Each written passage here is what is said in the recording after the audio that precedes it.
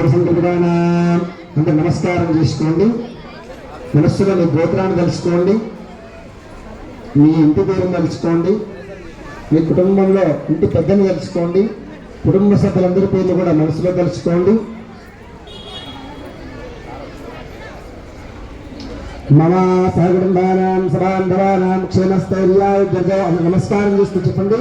మమ అస్మాకం సహ కుటుంబానాం సహ బాంధవానాం సకల క్షేమ స్థైర్య ధైర్య వీర్య విజయ అభయ ఆయు ఆరోగ్య మహా వైశ్వర్య అభివృద్ధ్యర్థం ధర్మ అర్ధ కామ మోక్ష చతుర్విధ ఫల పురుషార్థ సిద్ధ్యర్థం